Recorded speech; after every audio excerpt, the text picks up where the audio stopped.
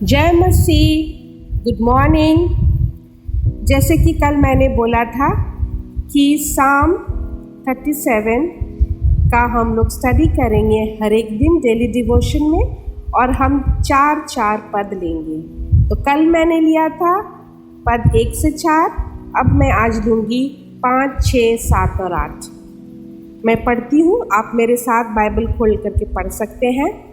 अपने मार्ग की चिंता यहोवा पर छोड़ और उस पर भरोसा रख, वही पूरा करेगा। और वह तेरा धर्म ज्योति की नाई और तेरा न्याय दोपहर के उजियाले की नाई प्रकट करेगा। यहोवा के सामने चुपचाप रह और धीरज से उसका आसरा रख। उस मनुष्य के कार्य न कुड़ जिसके काम सफल होते हैं, और वो बुरी युक्तियों को निकालता है। क्रोध से परे रह, जल जलाहट को छोड़ दे, मत कुड़, उससे बुराई ही निकलेगी। तो यहाँ बहुत अच्छा से लिखा हुआ है। और जैसे कि मैंने कल बोला था कि ये भजन संहिता से हमको बहुत कुछ सीखने को मिलता है। हम सारे मनुष्य हैं, हम सारे इंसान हैं, और हमारे अंदर में वो मनुष्यता का एक स्वभाव और विचार आ जाता है। कभी कभी क्या होता है कि हम परमेश्वर के कितने भी नज़दीक रहें, लेकिन हमारा परिस्थिति हमें कभी कभी इतना बेकाबू कर देता है कि हम प्रार्थना में भी रह करके शैतान हमें चिंताएं देता है, शैतान हमें परेशान करता है। लेकिन जब हम परमेश्वर के नज़दीक रहना चाहेंगे और चाहते हैं, और जैसे यहाँ पर लिखा हुआ है 5 में, अपने मार्ग की चिंता यहोवा पर छोड़ और उस पर भरोसा रख, वही पूरा करेगा। क्या सही है कि हमें छोड़ना नहीं है, चिंता बिल्कुल नहीं करना, और जो मार्ग परमेश्वर हमें दिखाया उसी मार्ग में हमको भरोसा रख करके आगे चलते चले जाना है। क्योंकि परमेश्वर हमें यही कहता है कि वही हमारा ज्योति है और वही हमें न्याय दिलाएगा।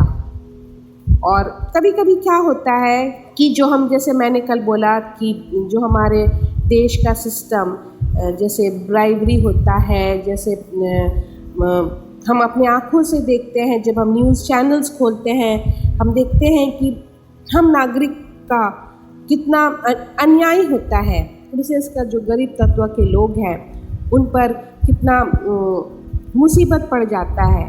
लोग उनके बारे में नहीं समझ पाते हैं, और वो वही लोग करते हैं जिनके अंदर में दुष्ट आत्मा बहुत काम करता है, जो गलत काम करते हैं, जिनका दिमाग भ्रष्ट हो जाता है। लेकिन हम तो परमेश्वर के लोग हैं, अगर हमारे साथ वो होता है तब परमेश्वर जानता है, और इसीलिए हमें कहता है कि तेरा न्याय दोपहर के उजियाले की नाई प्रकट करेगा। परमेश्वर हर एक चीज़ देखता है और वो न्याय करेगा। और यहोवा के सामने चुपचाप रहना है, उसी पर धीरज धरना है, उसी पर आसरा रखना है। चाहे कितना भी हम पर हमारे दुश्मन वार करे, हम पर हमारे दुश्मन अन्याय करे, लेकिन हमें धीरज धरना है।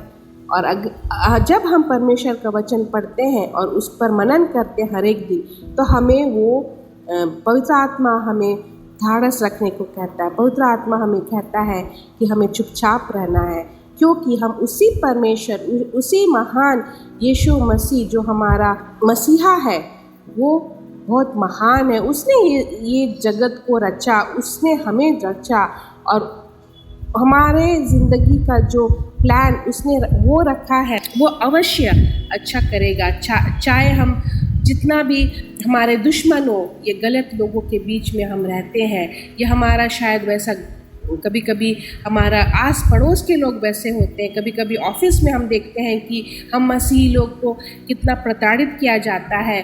हम सिस्टम्स में देखते हैं कि लोग मसीह देख करके हमारा नाम, हमारा सरनेम, हमारा टाइटल पढ़ते हैं, तब उनके अंदर में एक अलग तरह का झिनझिनाहट होता है, क्योंकि वो लोग, जैसे यीशु मसीह ने कहा था कि मुझे जैसे सताया गया, तो ये कोई नया बात नहीं है, तुम्हें भी सताया जाएगा। लेकिन ये जब हम साम पढ़ते हैं, इसमें यही रहता है कि उनका क्रोध देर तक नहीं रहेगा, और जल जलाहट को उनका जो है वो भी चला जाएगा, और लेकिन परमेश्वर हमें सारी बुराइयों से, उस चीज़ों से हमें बाहर निकालेगा और हमें न्याय दिलाएगा। तो ये क्या ही अच्छा वचन है। इसको पढ़ करके हमें परमेश्वर बोलता है धाड़स बना कर रखना है और हमें आगे चलते चले जाना है। और हम परमेश्वर को धन्यवाद देते हैं चारों वर्सेस के लिए जो परमेश्वर आज मेरे से बातें किया है, और अवश्य आप लोगों से भी बातें क्या होगा। और बस एक ही सेंटेंस में मैं यही कहना चाहती हूँ कि हमें चुपचाप रहना है, क्योंकि परमेश्वर हमसे कहता है कि उनके सामने चुपचाप रहो और धीरज से उसका आसरा रख। और उस मनुष्य के कारण ना हमें कुढ़ना है जिसके काम सफल होता है और वो बुरी युवतों से निकलता है। तो परमेश्वर को धन्यवाद हो और आज का दिन आपका बहुत आशीषित मय हो। धन्यवाद।